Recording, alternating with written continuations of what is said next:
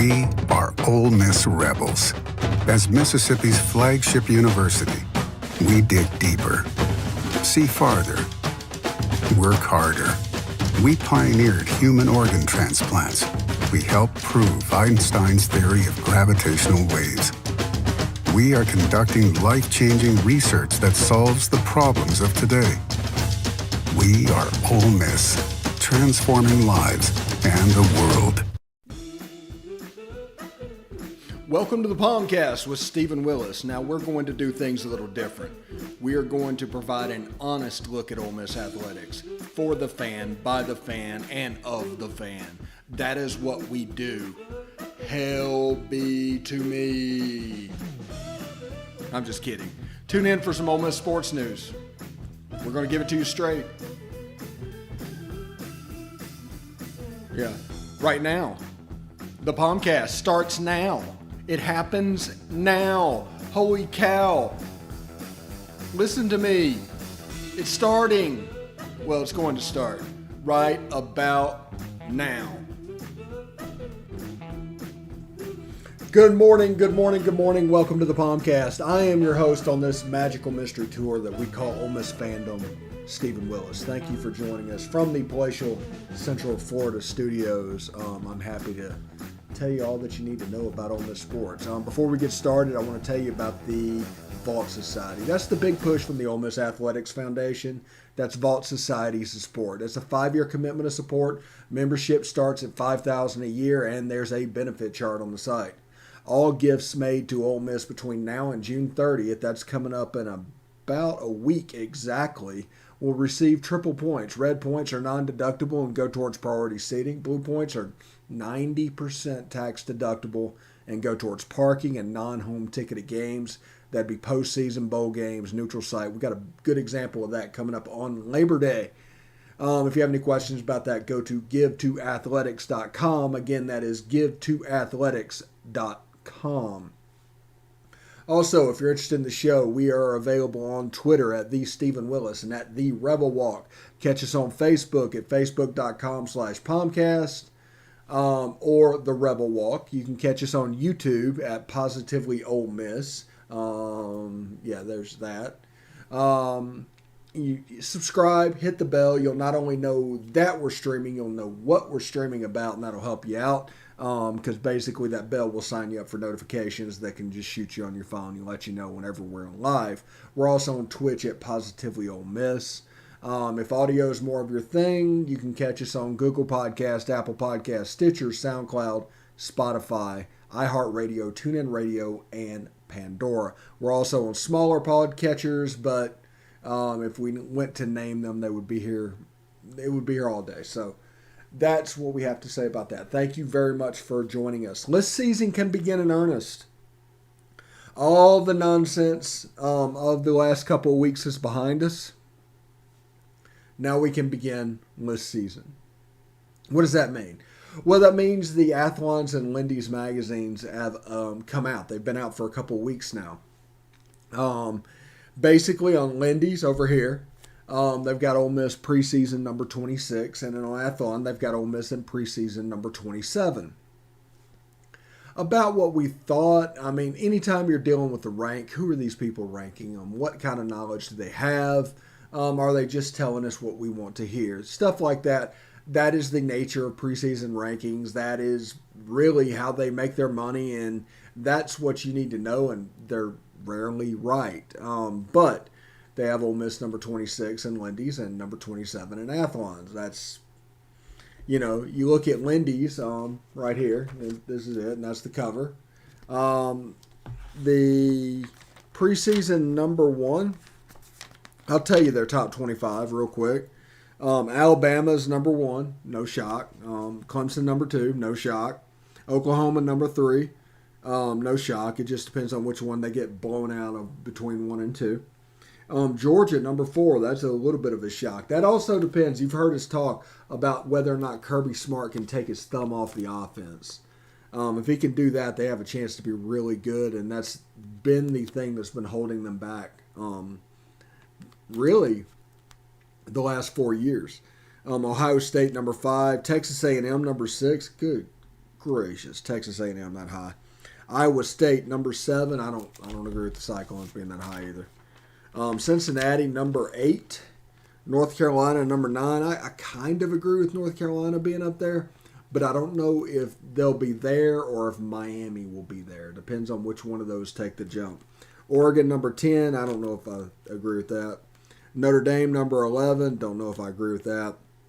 Florida, number 12. Got to replace the Kyles. It all depends on that. Now, we've seen Dan Mullen run this offense before. Nick Fitzgerald, Chris Relf, early Dak Prescott. If Emory Jones does that, I think he can do that quite well. If he's asked to do what Kyle Trask did, there could be a problem. Wisconsin, number 13. Miami, like we just said earlier, I think they might finish higher than North Carolina, but they got them at number 14. Oklahoma State, number 15. Just avoid Ole Miss, Oklahoma State. That's one thing we learned. LSU, number 16. No.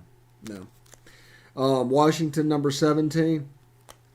I'm curious, they without Chris Peterson, what they can do. And Iowa, number 18. I don't see that. Arizona State, number 19. A lot of stuff coming out about them.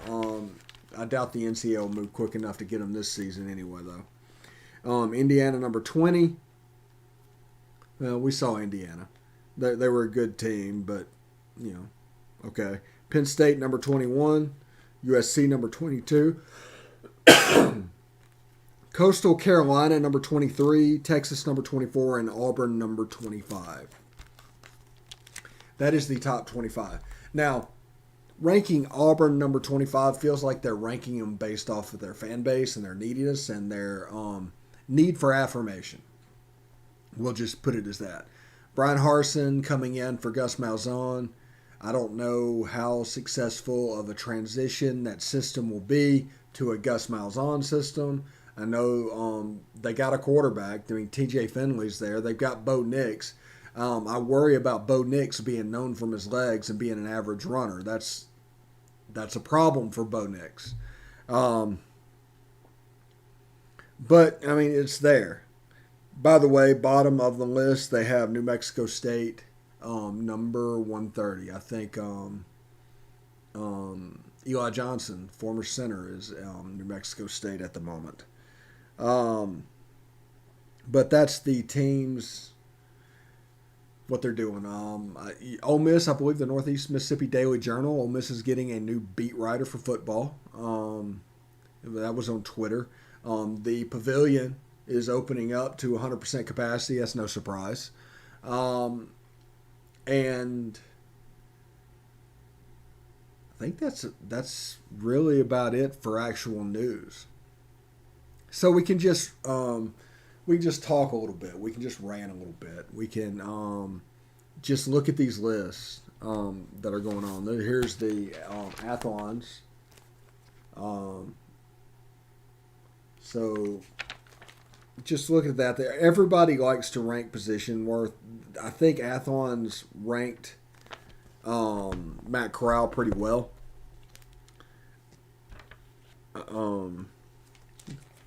Except, that's the one that ranked Ole Miss, Matt Corral is 10th for the Heisman. We've already done this. The Spencer Rattler, G.J. Ugalele, Bryce Young, number 3. He hasn't done anything. I mean, this is all on assumption. The Lindy's Heisman watch, that's even more of a joke of a list. Let's see if we can bring that up real quick. See if I can find that.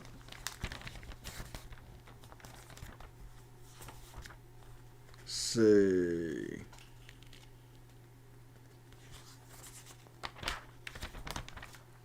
Either way, I'm looking at it, looking for it at the moment, so we'll hopefully find it.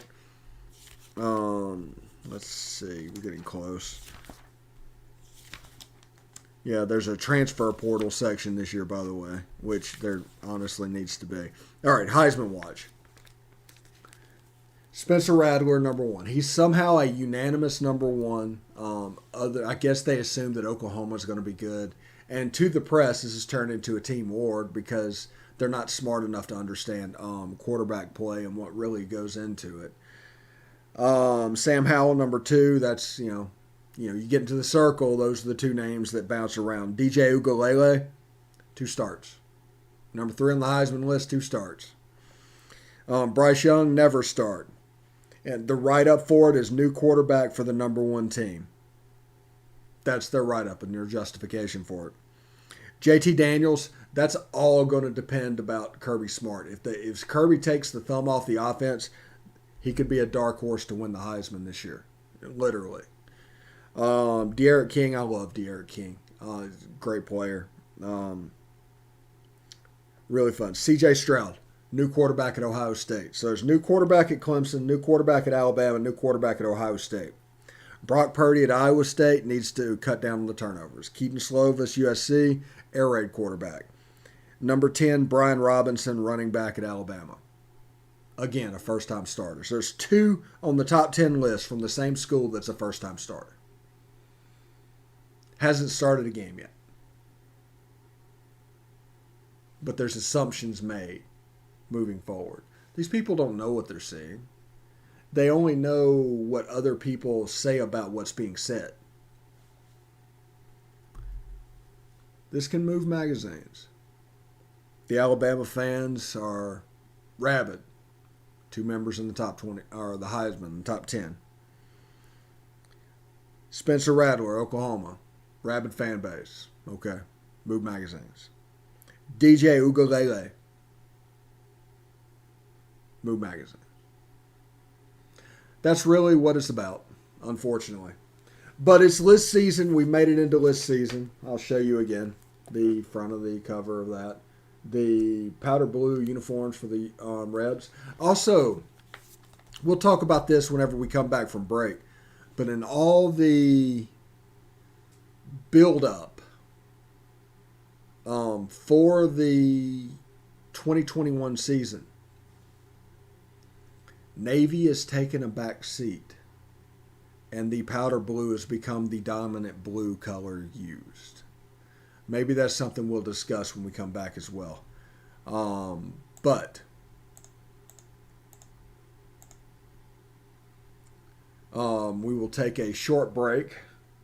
Hope you enjoy the waiting screen that was built today. But we'll take a short break. When we come back, we'll talk about the honorable mentions in the Rebel rankings and possibly the uniform choices moving forward for Ole Miss football. So stick around.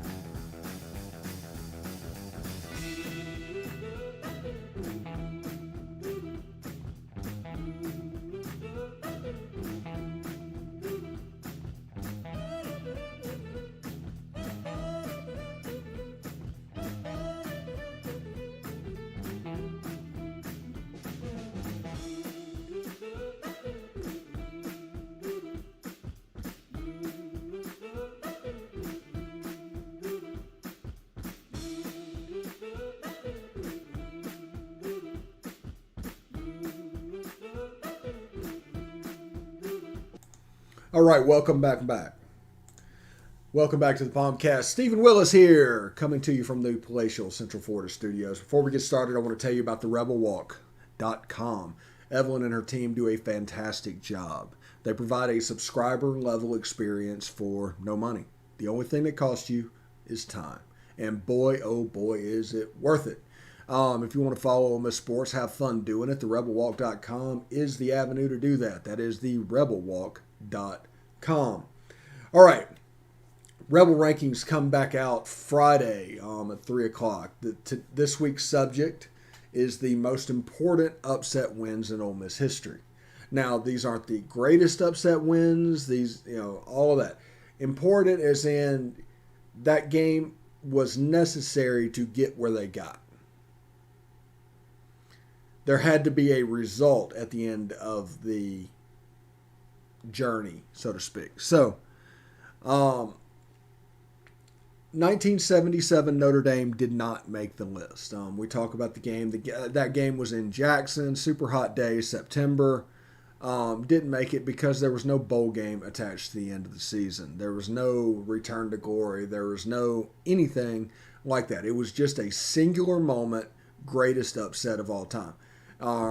It probably would come in at 3 and 4 on a greatest list. But it didn't show up on our top 5 of most important upsets of all time. The other one that did not show up in the greatest upsets of all time, or the most important upsets of all time, is 1952 Maryland. And the reason it did not show up, even though it signified the arrival of Ole Miss football as a national player, way back when. Shortly after 1971, Ole Miss entered into beyond a valley, beyond a crater. Entered into 40 years of desert life, basically. So that 19-year period between 1952 and 1971, to me, it just does not hold water anymore. It's an upset. It will probably show up on the list of time after time, upsets. The greatest of all time with the school. But it's not on the most important because its importance has been lost over 69 years. So that's the reason those two slipped off to honorable mention land. And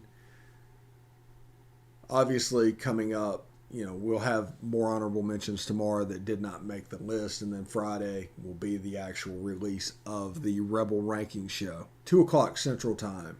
Rebel Rankings. Most important upset win in Ole Miss football history. It should be really cool. Now, I do want to take a little bit of time, and by a little bit of time, I mean pretty much the rest of the show. So if this doesn't interest you and we're not really going to go to anything else, you can hop off at any point in time. But the navy blue has been a little bit replaced by the powder blue. Now the navy's here already, and it'll probably get broken out a couple of times. But as far as recruiting and advertising colors to prospects, you're seeing a lot more of that powder blue uniform, and you're also seeing some powder blue pants in some publications to send out. Now, why is that? I'm not 100% sure, other than the fact that Kiffin probably really likes the powder look at the top, and I expect them to go monochromatic at some point. I'm of the opinion there's a pair of powder blue pants out there, and I think they're going to wear them. They're going to break them out this year, and you're going to see all powder blue helmet all the way down. So it will be interesting to see how this evolves, because it looks like, as far as the top 2 uniforms that we've always had, which has always been red and navy blue, is now red and powder blue. Doesn't mean we don't have a navy blue uniform. It just means that on the pecking order, it looks like it's dropped off a little bit. And honestly, after last year, the red's the one that's dropped off, because we wore it one time last year. We saw the opportunity to wear that against Auburn, and we didn't really wear it again. That was also the only time last year we wore gray pants. Was the Auburn game. Navy blue helmet, not powder blue helmet. But there's been a lot of powder blue with the white uniform, all white, which I really like that look, by the way. The red numbers, the powder blue helmet, all white. I like the way that looks. I like the way, I don't know, it seems like a stripe of some kind should be on the pants. It does seem like that. We've tried that, and we go back and forth. Every time we come out with a all-white pant, we're like, there needs to be a stripe. And then we put the stripe on it, and then we go back to an all-white pant. So I don't know what the answer might be to that.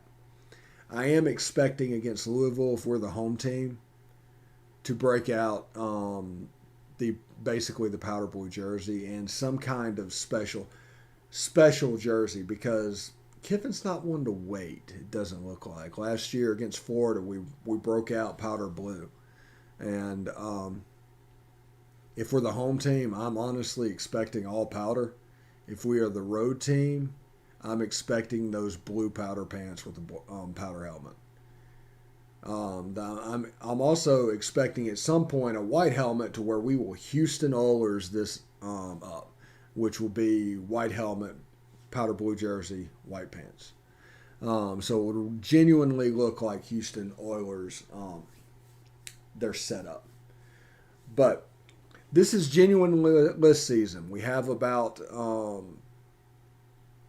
4 weeks, a little bit, about 3 weeks until SEC Media Days. So we're going to work on that. Remember, Friday, Rebel rankings come out. We are working on Leanne Herring and the Rebel Walk recruiting show. We're working on putting that together. We had a little technology glitch, and we're trying to fix that real quick. And we're also going to do an autopsy on Ole Miss baseball now that all this is over. So that's what we have in the future for you guys. Thank you very much for listening. We're going to give you several minutes back today. So thank you for listening, and we will be back tomorrow with more POMcast. Hotty toddy.